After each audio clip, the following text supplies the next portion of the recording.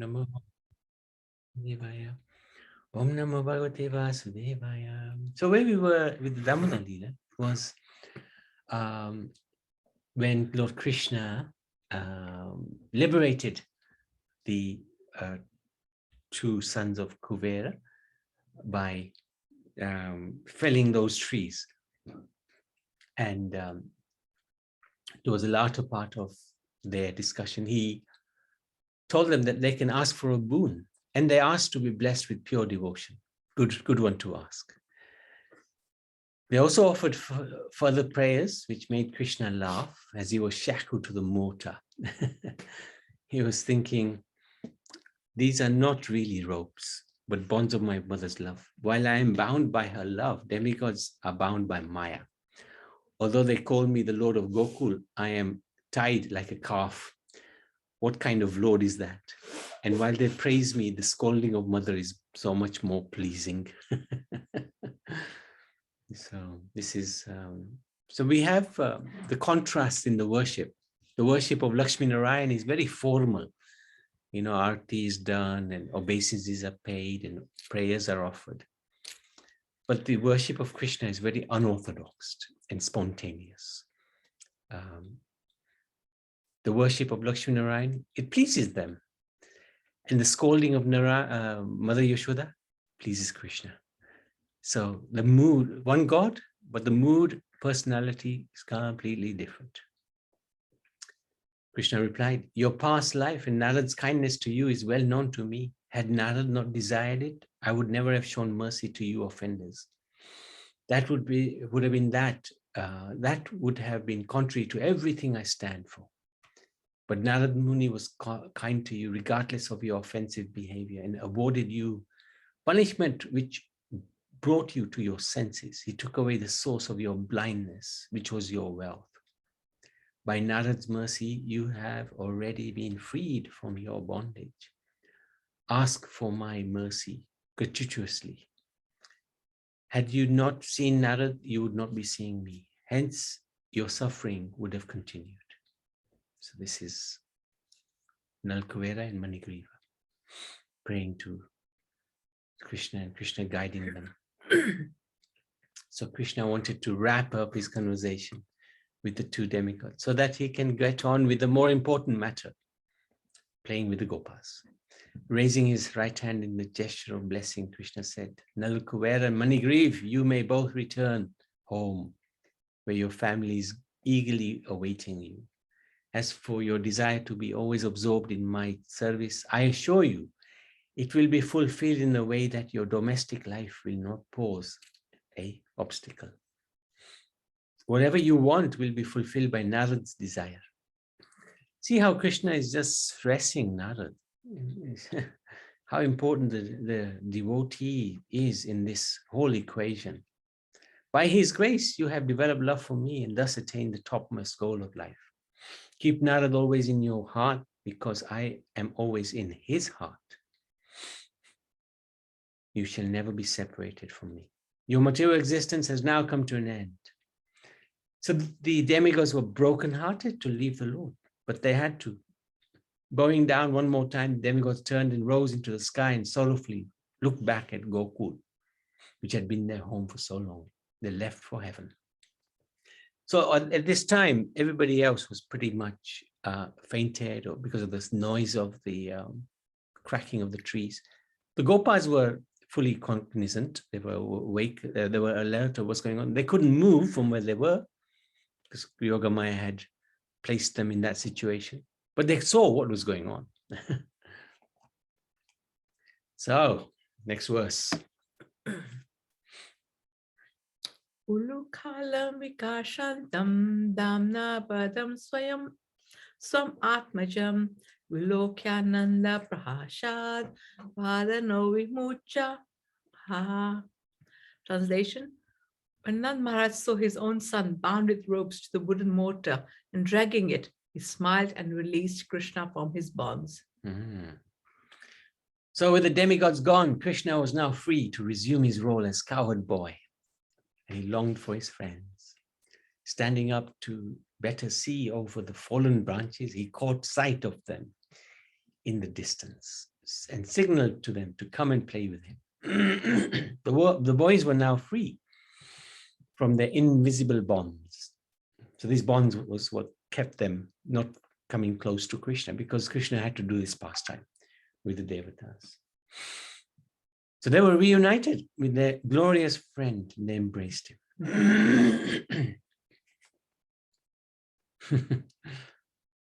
Really nice painting. They didn't know whether to cheer Krishna or to caution him.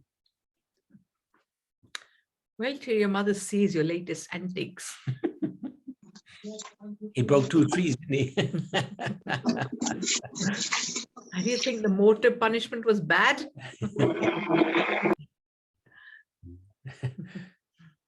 She will tie you to these other trees and make you stay here overnight. They were, of course, taking the mickey out of Krishna. The boys laughed at Krishna. However, Krishna crossed his arms and said in defiance, I can pull mountains if I want to. And of course, he does later on, doesn't he? Raising his voice, he said, wait and see. Not only I move a mountain, I will lift it. You wait and see. Sridham said, we will wait for that day. But now tell us, who are those 2 beings you are talking to? The boys had seen what happened had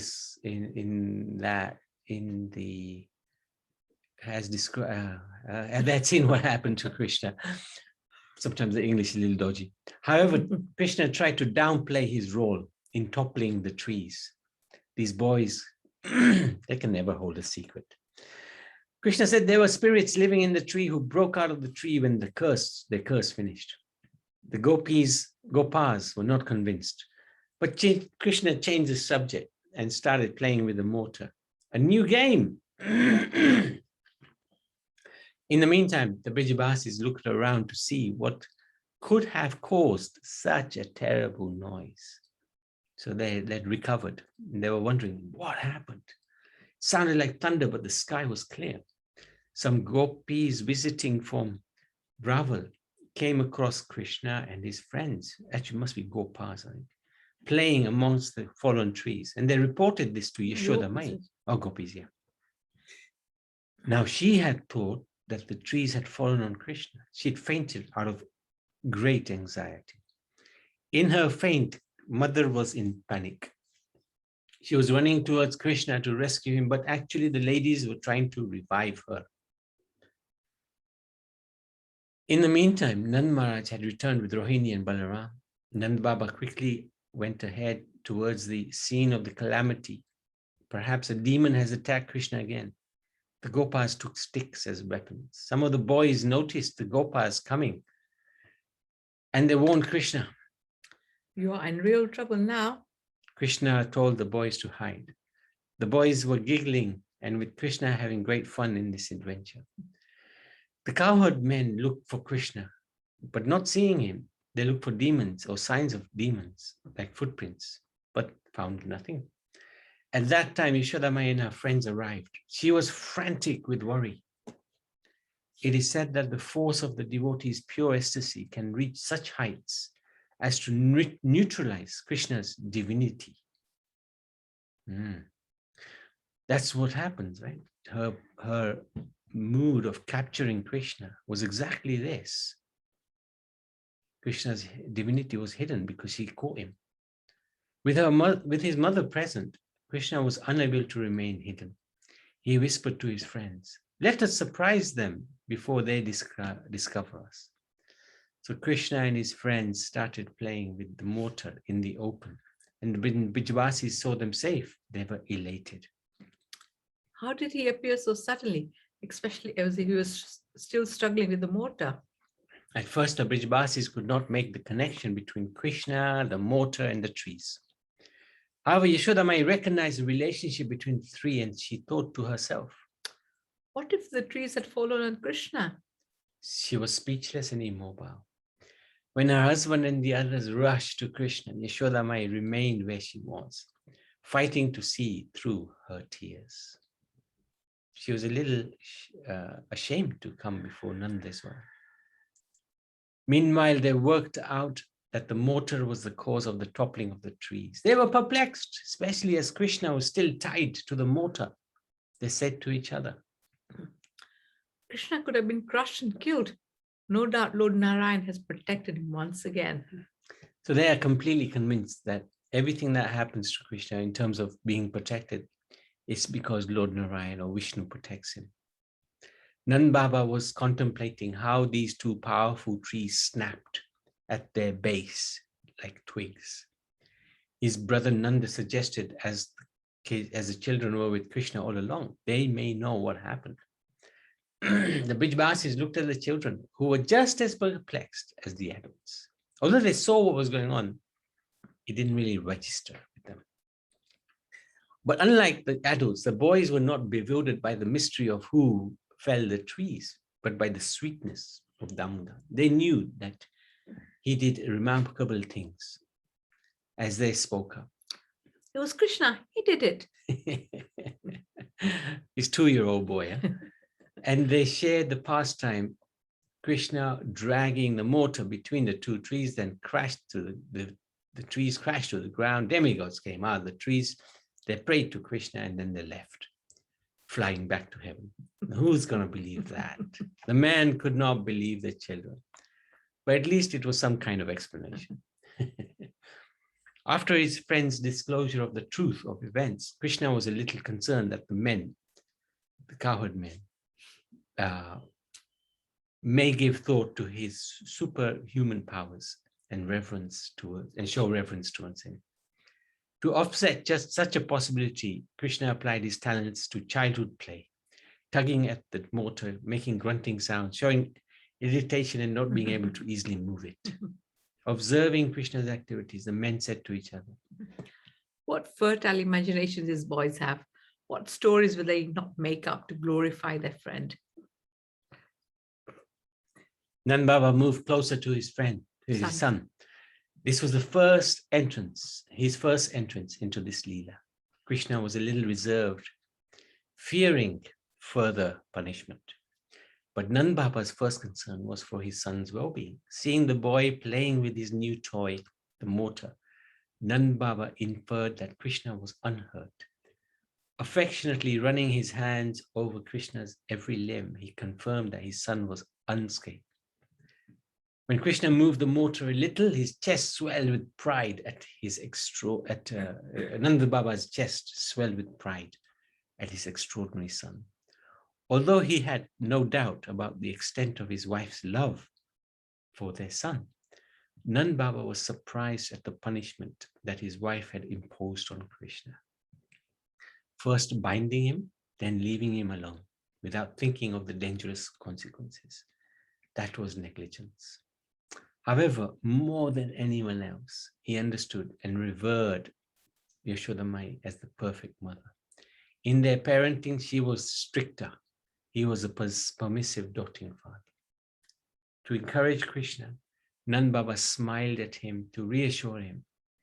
His father's reassuring countenance eased Krishna's mind, and he smiled widely in return. His father was not upset, sure, even though he'd been so naughty.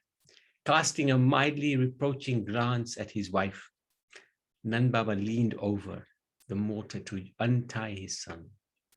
But before doing so, he looked back at Yashoda Mai to ask, as if to ask, "May I?" Except for Yashoda Mai, no yogi, no jnani, no bhakta, however competent, had authority to bind the Supreme Lord to a mortar. And only one who was her equal, Nand Baba, was qualified to free Krishna from the chains. And even then, only with her permission. Nobody else could do it. The Gopas tried, didn't succeed. Yashoda Mai replied with a faint but anxious smile. Yes. Yes. With this empowerment, Nanda Maharaj first untied the rope binding the mortar. Then he turned to Krishna and untied the rope from Krishna's waist repeatedly, chanting, "Govinda Damodar, Madhav Govinda Damodar Madhav." There you go.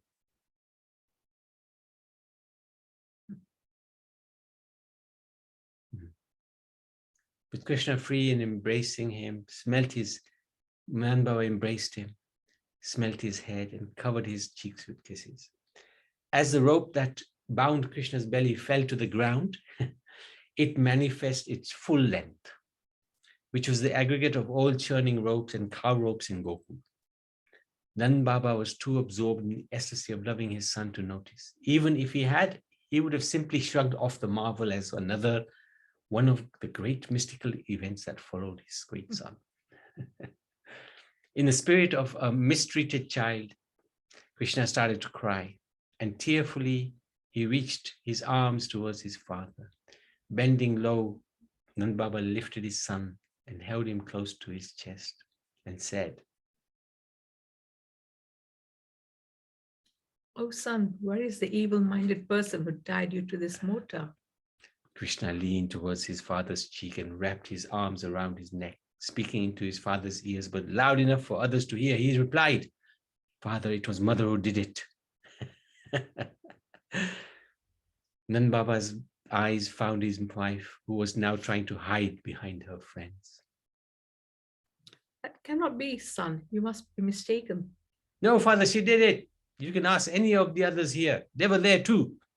Nand Baba turned to the other ladies, but they all lowered their faces or covered their eyes with their veils. The king was upset that his son had been placed in jeopardy. He knew that Yashoda Mai will regret her conduct, and no word of reprimand from him will match her self-censure. So there's no way he was going to tell her off. He couldn't tell her off anyway. He knew the depth of her love for their son, how much pain that love must be now causing her. So he did not chastise his wife. The young boys closed around to comfort Krishna and confirm Krishna's words to Nand Baba, and told him what had happened, adding to what they had said before. When Krishna went between the two trees, the mortar got stuck sideways and the trees fell with a crash. The trees fell sideways and never touched Krishna, not even a leaf. Smiling as if he believed the boys, Nand Baba remained doubtful. These boys go on, their stories, the stories they dream up. Then the Bijbasis came to reassure Krishna that his ordeal was over. First came the men, then the women. They caressed Krishna, smelled his head, offered words of comfort, and then rejoined together in the Sankirtan of Krishna's pastimes, as the Brahmins recited Vedic hymns. The only ones who did not come were Yashoda Mai and her friends. Yashoda Mai stood behind the tree watching the proceedings. She felt too ashamed to remain. She, assisted by her friends, returned to the palace, covering her tear-stricken face with her veil. That must have been so painful. But in that pain, there's a lot of ecstasy because of the Lila with her son. At that moment, Yashoda Mai reached the palace. At the moment that Yashoda Mai reached the palace, Rohini Devi and Balaram arrived from Sahara. Yashoda Mai embraced Rohini, crying uncontrollably. News of the fallen trees had already reached them. However, Rohini Devi did not expect this. Why was Yashoda Mai so distraught? She turned to Balaram and asked him to bring his brother to the palace. She knew Yashoda Mai's sorrow can be cured by the embrace of Krishna. Handsome Balaram ran down the hill. He was looking for the legendary Arjun trees. Where are they? Sorry, go on. Where are they? In the meantime, Yashoda Mai was inconsolable. Only when the joyful Brajbasis entered the palace with Krishna was she able to compose herself enough to go to her apartment and lock herself in. Nand Baba wanted to purify his son from the day's misfortune and decided on a bath in the Yamuna. As they walked hand in hand to the river, Balaram caught up with them and embraced Krishna. He asked Krishna a barrage of questions.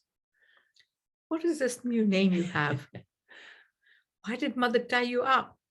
Did you really pull down those trees? Krishna was reserved.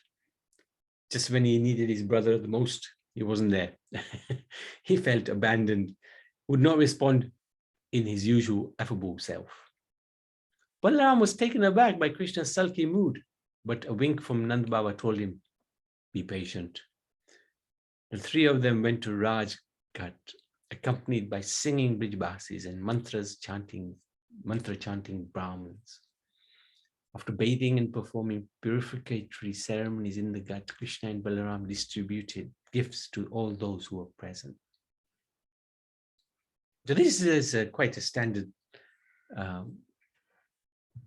procedure in the land of Vrindavan. Every evening they would, or every morning even, they would bathe early in the Ghat sometimes and distribute gifts. This is the nature of the big-heartedness of the Brijbasis. After this, they went to the palace, wondering if there would be any dinner. Remember, Krishna by now had missed several meals. Of course, dinner was ready. Rohini reminded Yashodamai, her son had not eaten since morning. Even that, it was an unfinished meal. As sad and embarrassed as she was, Yashodamai immediately set about the task of organizing dinner. She guided her maidservants and friends to the palace kitchen and cooked herself. Meanwhile, Rohini Devi set the table in the grand dining hall, presuming there would be many guests for dinner. After the meal was prepared, Yashodamai again felt the weight of guilt and retired to her own chambers, which she locked. Even a moment seemed like a lifetime to Yashodamai, who was waiting until fate would again reunite her with Krishna. And that reunion again was so much pleasurable because of this pastime of being separated from Krishna. As dinner was ready, Nand Baba and his sons, together with the guests, entered the dining hall and were happily discussing the day's events.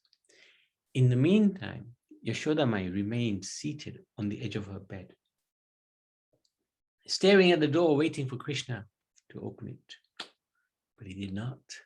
After dinner, Nand Baba took Krishna and Balaram to the cowshed to oversee the milking of the cows.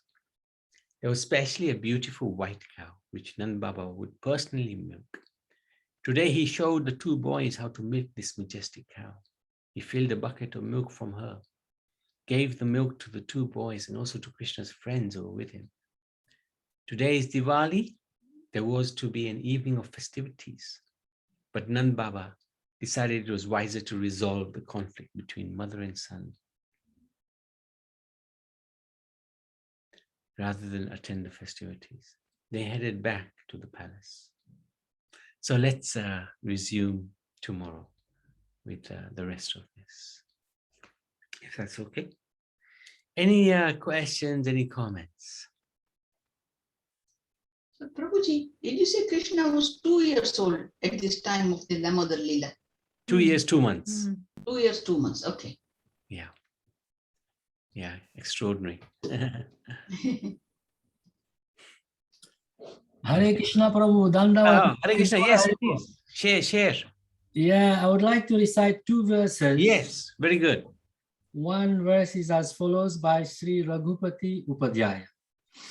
Vrajarasa sresthatvam shrutim pare smritim itare bharatam anye bhajantu bhavabhita aham iha nandam vande yashalinde param brahma. The super excellence of devotion in the mood of Vrindavan, of persons afraid of material existence. Some worship the Shruti scriptures, in bracket Vedas. Some worship the Smriti scriptures, in brackets supplementary religious codes. And others worship the Mahabharata, But as far as I am concerned, as far as I am concerned, I worship Sri Nanda Maharaj, in whose courtyard the supreme absolute truth is plain. So this was a prayer by Raghupati Upadhyay, great devotee. Second one is a verse by Rupa Goswami Maharaj. Tatra bhajana padati tannama rupa charitadi sukirtananu smrityo kramena rashana manasi niyojya Tisthan brajitat anuragi jananundami kalam nayedakhilam iti upadesha sarah by Sri Rupa Goswami. The path of devotion in the Vrindavana conception. So the whole this Sanskrit verse has been translated into like a Bengali verse by Srila Bhaktisiddhanta Saraswati Thakur, and it follows like that. Krishna nama rupa guna lila chatustasya guru mukhe sunile kirtana udaya kirtita hoile krame smarananga paya kirtana smarana kale krama pathe dhaya jataruchi jana jiva mana milaya Krishna anuraga vraja jana nusmariya Nirantara vraja vasa manasha bhajana e upadesha sara karaha grahana. So the translation in English is as follows. When Krishna's name, form, nature and pastimes divine are heard from Sri Gurudev, one's heart awakes in song. As pure chanting ensures, remembrance is attained. Thus chanting and remembering step by step, assent is gained. Those engaging tongue and mind who begin to relish nectar, adore Sri Krishna following the residence of Vraja, reside always in Vraja within the heart's devotion. Surely you must accept this nectar instruction. Nitai Gaura Haribol Prabhu, Hare Krishna. Thank you very much. Thank you. Very good. And where was that from? The last verse was translated in Bengali by Srila Bhaktisiddhanta Saraswati Thakur. The original Sanskrit verse was composed by Rupa Goswami. And the previous one about worshipping Nanda Maharaj, that was recited by Raghupati, Sri Raghupati Upadhyay, a great devotee. This is from Prapana Jivanamritam.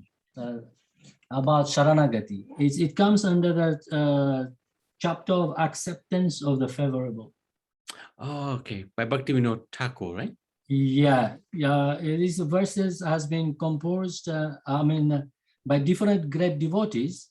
But this book, Prapana Jivanamritam, was compiled by our Param Gurudev, Srila Bhakti Rakshidhar Dev Goswami. Oh, okay. No, thank you very much. Thank Thank you for sharing. Thank Very you. nice. Hare Krishna. Thank you. Anything else? Anybody else? Otherwise, we can go to Nishinga Kavach. Okay. Karu